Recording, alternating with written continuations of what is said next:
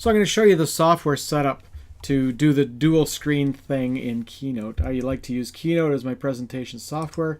So we'll go, new from theme chooser. Typically I choose black or white. We'll choose white. 1024 by 768 is our slide size, but we're going to change that as soon as it pops open. So go to the inspector, go to document, slide size, custom slide size, 2048. So it's going to be twice as wide as a regular slide, but the same height. And you end up with this extremely stretched slide. That's what it looks like. What I do is I create a template deck, and the way I find it works really well is to put a little line in the middle. And again, let's put this line right dead in the center. So it's over 1024 from the far edge, 1024. And it goes all the way down to the bottom. And I usually make this line red. So now I have my line.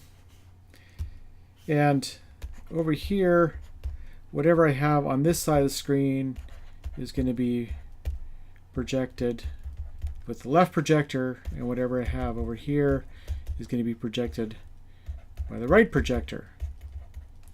Now, the projectors themselves, usually they leave a little bit of a gap between the two projectors, and they might be shifted slightly up or down, but that's life. Some meeting rooms have big gaps between the screens, but this basically gives me a way that I can manage that, and you've seen that in the other video. Okay, so let me get rid of that.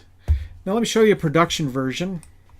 So this is my production version. These are some slides, and again, I have a blank slide which I've hidden away here, and it just has my slide default with the line down the middle.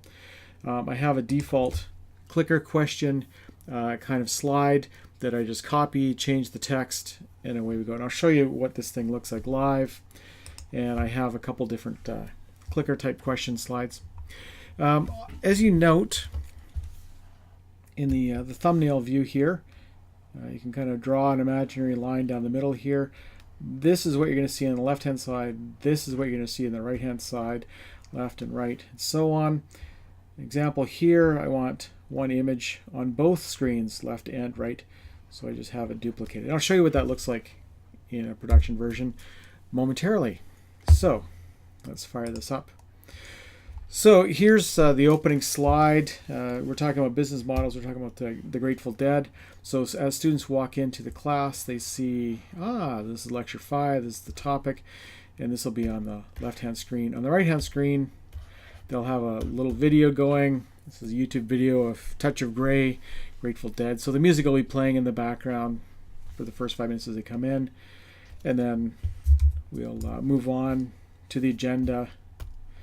If I want to show images on 2 separate screens, again, just lay it out. If I want to show the same image on the same image on both screens, just copy it. And away we go. So let me give you a little flavor of what this looks like in production. So students walk in, and this is what they see and hear.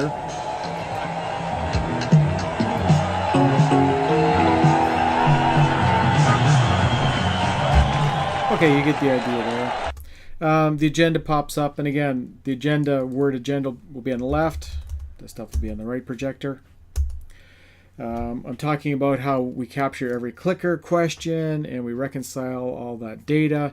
So I'm talking about Gar Reynolds, the Naked Presenter, as a source of inspiration for students to work on their own presentation skills. And I want this on both screens. So it's, again, do it on the left screen, on the left side of the slide, copy it, paste it on the right. This is an iClicker question from a week before from an in-class quiz, and I show the question, talk about the right answer, talk about where we find the answer in the book. Whoops. Show them the results from last class, talk about, most of the students got this question right. Here's some reasons why maybe you didn't. And then an iClicker question So this is a survey type question. The iClicker spins around. The iClicker title pops up. That gives them a chance to pull their devices and turn it on. I found the quiz last week to be valuable. Yes, no, maybe. And away we go. And when they actually answer the question, the iClicker results will appear over here. So we'll have a little bar charts or pie charts or whatever the iClicker data results are appearing over here in real time. And again, another iClicker question. Trying to introduce the highest grossing musical act on the concert tour was, who was it? There's the correct answer, the Grateful Dead.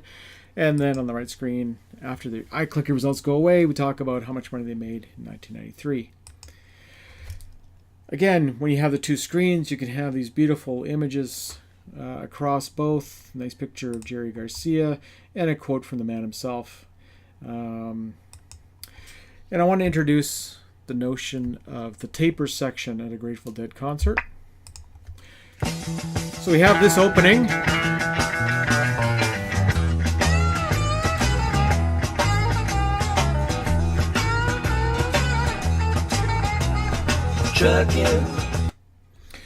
Right, so this scrolls across both screens, and this looks really impressive in a lecture theater that seats 600 people, and the screens are a couple stories tall and right above the presenter, and you have a nice audio system and all that kind of stuff. So you can have these nice images, sound, so forth in your presentations. And then again, I'm using the split screens, one for an image, one for an article. We're going to be talking about this stuff and all that kind of thing. We can use it to highlight certain things and put up big word strategy. That's the big idea. It's on both screens across the classroom. And here's what's happening next week. Make sure you do the readings and so on and so forth. And that's all there is to it. So really, it's just a matter of setting up in your inspector, set your slide size custom 2048 by 768.